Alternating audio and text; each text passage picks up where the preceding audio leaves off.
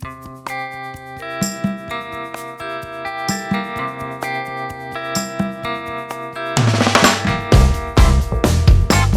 and welcome to another episode of the Odyssey Podcast, where we explore the journeys of people through life and business.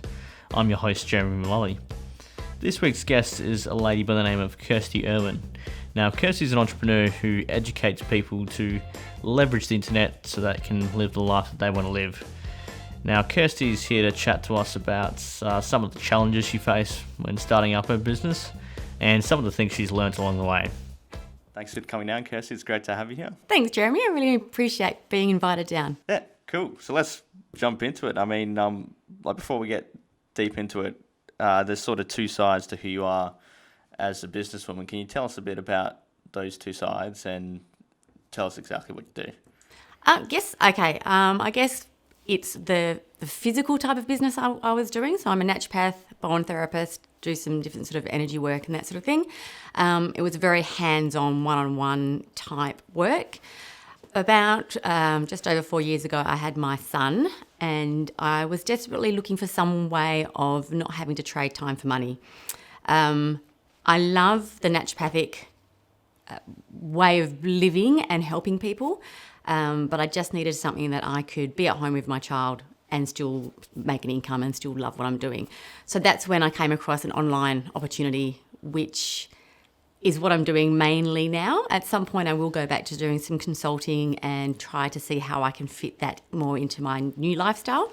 So I do an online business where I help other people find out what their passions are and help them to grow an online business themselves. So I promote an education platform that teaches people how to market specifically on social media, but also now starting to look at things like podcasts and just ways to brand themselves. Yeah, brilliant. So originally from the get-go, it was a sort of finding that freedom and flexibility in your lifestyle that sort of made you choose this path. Definitely, yeah. I've always known I want to be my own boss, and I've always had that desire to have freedom, get to have choices, wake up when I want to, do what I want through the day.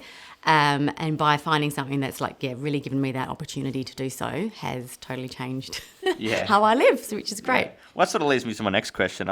How long had you actually been thinking about launching your own business? Well, I guess in a sense, I launched my own business as a naturopath, and I tried other things along the way. I made skincare products. I did an importing type business with healthy coffee.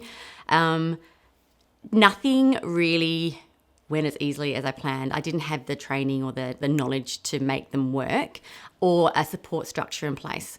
So I had for a while been looking for something like this, and then when it came along, so much of it's done for me that it kind of it was easy to make it happen. So I was looking for a good couple of years before I actually found this business. So what was your previous profession before that then? Originally from high school, I did youth work. So I was a youth worker for about 6 years. And then I went into naturopathy and did natural therapy. So it was mostly naturopathy that you'd been previously working with? Yeah, I've been doing that for about 15 years. Yeah, right. Yeah. So, I mean, as you said before, especially with the educational side of things, you operate largely in the online sphere, like with social media and things like that. How did you build up your audience, and how do you keep people captivated with the content you put out? The whole way that the business works is it's teaching people, the experts as well as the beginners. So it doesn't actually matter where you come in to the business. There's a level for you to sort of come in and learn from, because the training is provided by some of the top marketers around the world.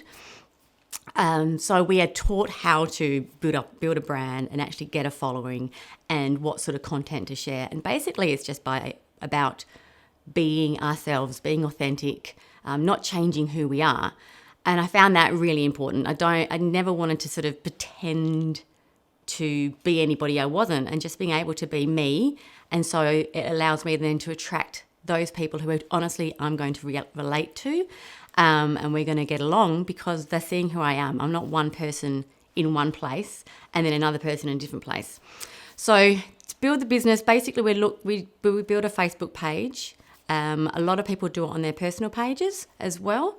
And we're taught how to either do paid advertising to start building up a following, as well as doing organic traffic. So just ways of joining Facebook groups, being a part of Instagram, and different ways of letting people know.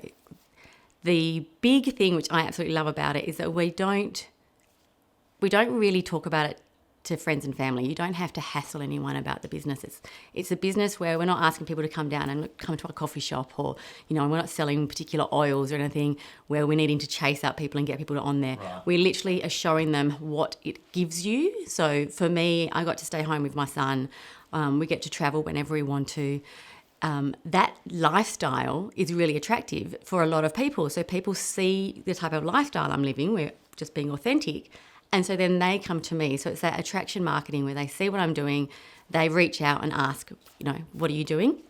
And then a lot of it is all done for us. So basically we've got webinars that we can share with them, and then they can go on and have a look at the education platform and see if it will suit their business or where they want to go in life.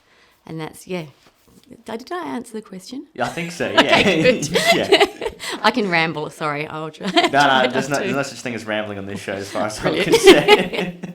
But in terms of that, you said there's sort of two sides to it, where there's the organic building and the paid advertising. How do you separate those two, and how do you actually sort of make them complement each other so that you get it, like, so you do build a large audience? I guess with the paid advertising, you can only do on your business page if you're doing it through Facebook. You can't do that on your personal page. So your paid advertising, you're sort of more focusing for getting people onto your actual business page. For me, my business page is very similar to my personal page anyway. I still share a lot about my family life and other things I'm doing, so people can see the type of person I am. Yeah, so it's all that authenticity that you're going for, yeah. Exactly. It's like just showing people this is who I am, and I'm a real person, and if you want to connect, I'd love to connect with you. And then I do very similar on my personal page, where I'll share stuff about my family and who I am, as well as the business side of things that I do, and if people are interested in looking at the business side. So my pages are very similar. The difference is, I guess, with the business page, that's where you can promote it and use Facebook ads and target different countries or different age groups or whatever it is that you're wanting to. Yeah, exactly. Where I guess with the personal page, you're joining and meeting up with new friends who have similar interests as you, and then if they want to know more or they start following what you're doing on your personal page, then they reach out and find out what's going on as well. So they're separate, but at the same time, you're doing a very similar thing with both of them, because at the end of the day, you want to be working with people that you get along with. Yeah, so same outcome, but just different ways of doing it. Exactly. Yeah. Yeah. So let's go back to when you sort of first started. What were some of the challenges you faced when you launched the business? Well, let's start with the original, when you were doing your naturopathy consultancy. Do you know, it's probably very similar for both, in the sense of that self-belief, be to think that you can do it. So even after doing the training as a naturopath, you sort of come out the other end kind of knowing there's so much more to know. I always found at the beginning, I feel like I know everything. And then as I learn more, I realise how much more there is to know. So it's kind of humbling along the way. And so you suddenly get to this point and you go, wow, I don't know everything, and I'm still learning, and every day I can be reading something and learning something new. But it's that self-belief, and it's feeling the fear of it and then stepping into the fear and doing it anyway. So I didn't want to sit on the edge and just not give it a go. So with the naturopathy, how did I start? I worked at a clinic to start with, and I found that nice because then I had the support of a team of who were already doing consulting and in different businesses. You could sort of learn from them and pick up a couple of ideas from them. Yeah, and so then when I moved to like a home-based business, I had that experience already, and I felt a lot more confident. Yeah. With the online space, it was just getting out there and being seen. And because I had built up a practice of being a naturopath for so long, that's how people saw me. So when I'm then talking about a totally different type of business, in a sense, even though we get a lot of health coaches and naturopaths and people doing the business, that at the same time, it's a totally different way of doing business, doing things online and being seen on your Facebook page and that sort of stuff. So it's just having that confidence to step outside of the comfort zone and really try it, see what happens. And, you know, if you fail, you just try again. And if you make a mistake, you just do it again. So that was my biggest learning, I think, when I first started. So it's, for you, it's always been like an individual kind of thing where it's more like yourself holding you back. Whereas, on that, is there any sort? Can you sort of point out any real like physical challenges that you face with launching the business? With the naturopathy, I guess the physical challenges is really more the financial setup costs, how hard it is to really get started and how to promote yourself. So you start getting enough clients to be paying your bills. At the same time, you know, you want to be to help as many people as you can without giving them your whole day. Because I would get some clients that I would just want to work on their case because it was so unique. And then I realised, wait a minute, I've just spent a day researching and doing everything rather than kind of allowing certain time for everybody so I could still have a life with my family. Yeah, well, because, I mean, like you said, like you originally set out so you could have that flexibility. But yeah. Did you find, especially in the beginning, that you were spending a lot of time working? Yeah. Yeah. I had definitely issues with being able to switch off and having your own business. I think a lot of entrepreneurs will probably find that same thing of there was not a, you know, time to go home, you finish for the day. So I would finish working and then find myself late into the evening doing work, research, looking at ways to market the business. Like, it was just ongoing. And I really did notice that I was putting a strain on my relationship with my daughter. I was a single mum at the time, and there was a lot expected from her at a very young age because of it.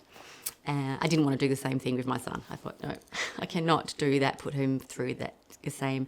I mean, she's amazing and she coped with it very well. But at the same time, it is, as I think, starting off a new business, without having the right support structure or the knowledge, it can be very exhausting. Well, you sort of anticipated one of my questions, but how do you balance the work life now that you've learned from those sort of things? So now I'm much more aware of having work time and family time.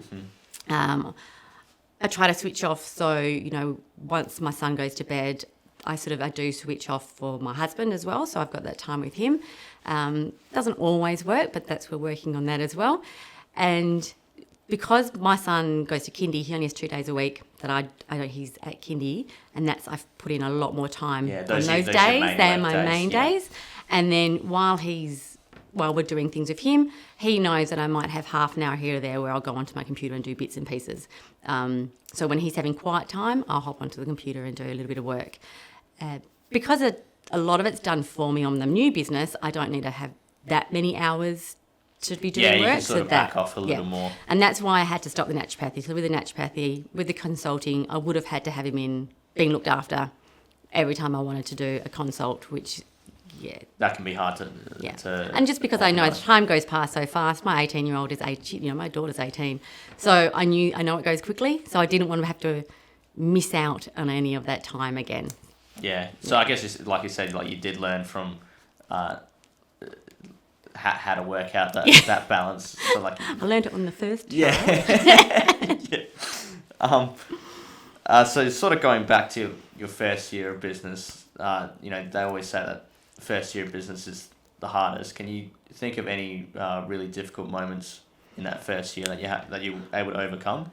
I think a lot of it was as things are building, there's times when things are going really well, and then there's times of like plateauing or even feeling like, you know, for the naturopathy, where are my clients gone? Why don't I have any clients? And with the business I'm doing now, watching how other people are going and think, why am I not doing it as well? Or why is it not working the same way? Almost sort of staying in your own lane and knowing that I'm doing where I am because this is where I need to be and what I can be doing and putting into it.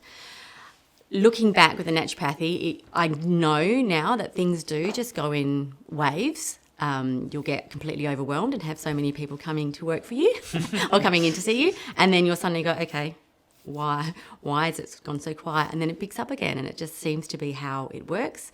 My husband has a landscaping business, same thing, absolutely. He's either so stressed out because he's so busy, or stressed out because suddenly where's all the jobs gone? It's like this constant. And even with the online business I do now, it's like I feel this flow and it's all going really well.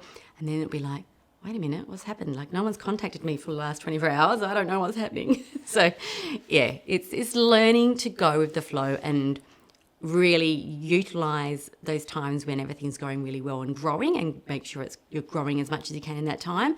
And then in the downtime, learning more. Like for me, it's like then let's use this as a time to reflect on what I was doing differently, or how I can make these times shorter and make the growing times bigger.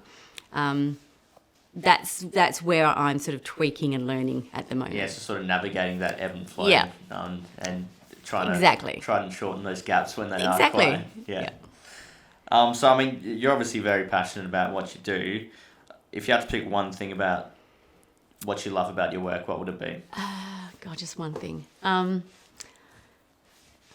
brain just went, there's so many things. I think what I do now, I love that I am actually getting to work on myself a lot. And I find every time I have a shift in my own belief patterns and clearing stuff that's holding me back. So looking at, if I have an issue around being successful or anything unconsciously, once I shift that, I notice a massive shift in my business. And so by working on myself, I'm seeing that my business grows from that.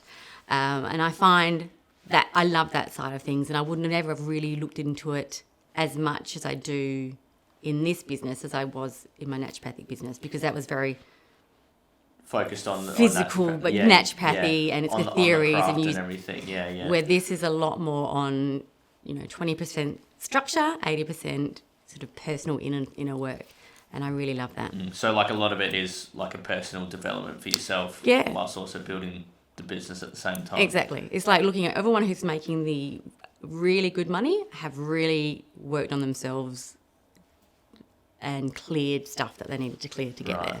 Yeah. So if you were to give some advice to yourself when you'd first started, what would that advice be?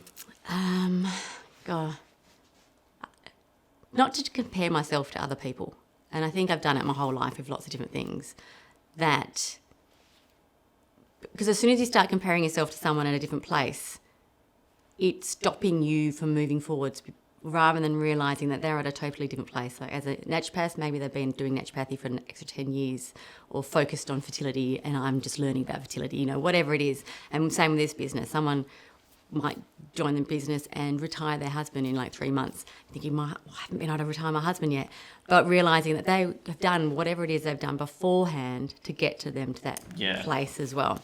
So like it is just sort of sticking to your guts and be like realising what your potential is. Looking at my own potential, exactly. Yeah. And just keep going, the focus on where I want to get to, and just keep on going that way without being distracted by those silver objects. Yeah.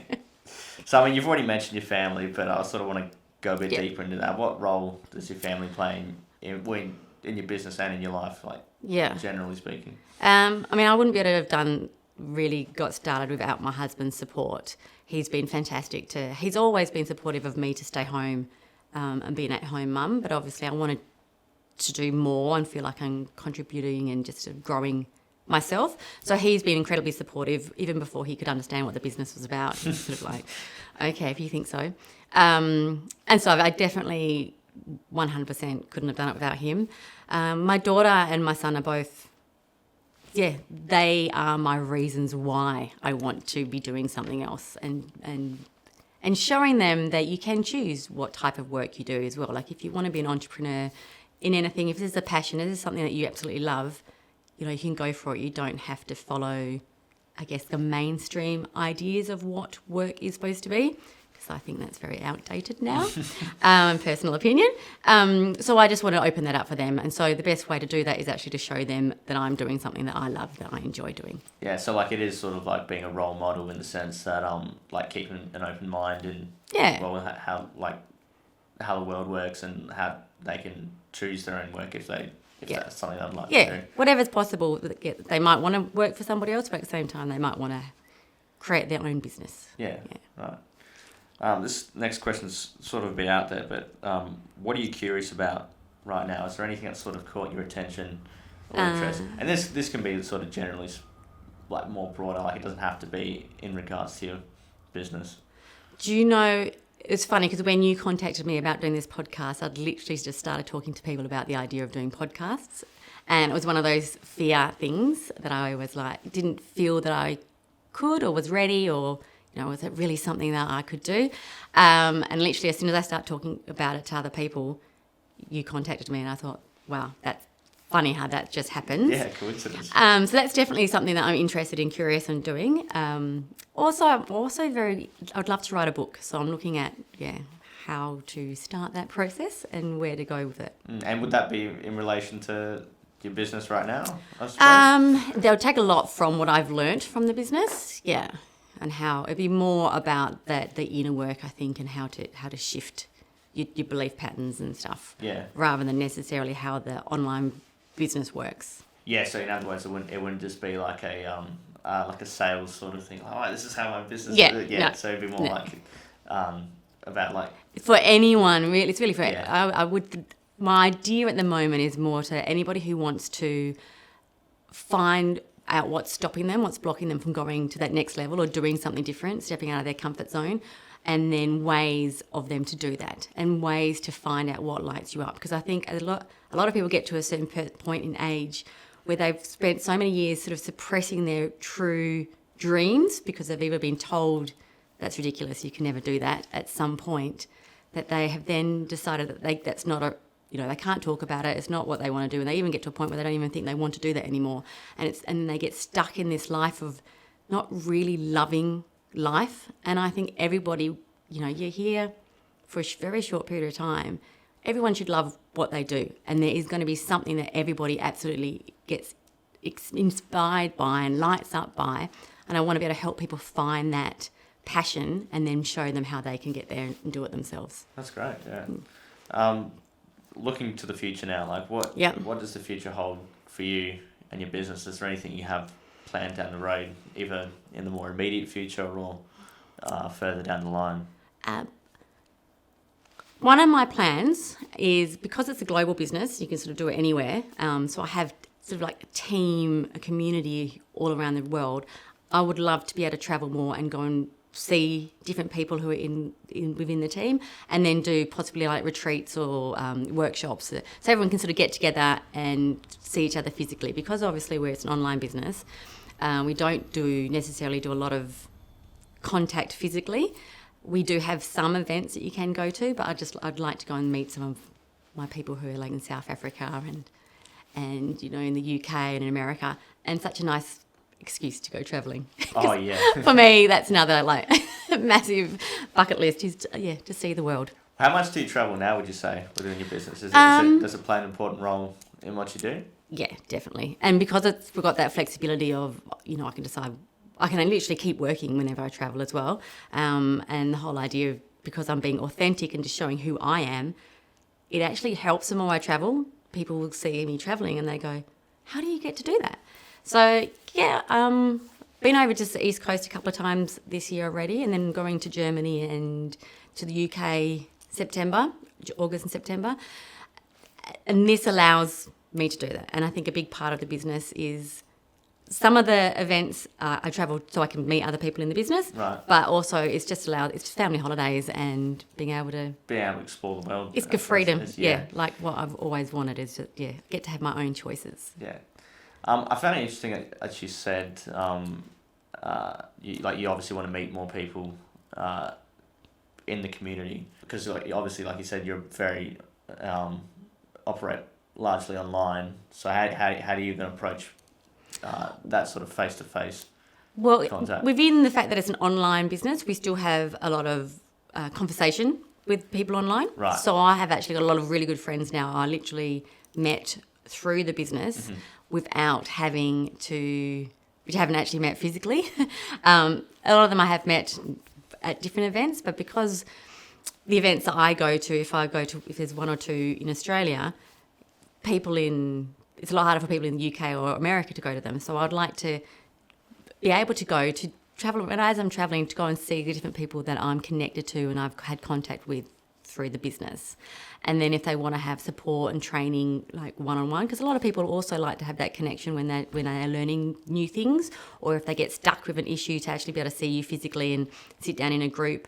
And when someone has a problem or a question, other people can go, oh, I've been wanting to know that as well. So, you know, you can bounce off each other. Yeah. So I love that idea of being able to travel around and seeing the community of the people I'm working with that way. In person. Yeah, in person, and just having that physical contact. Yeah. Yeah.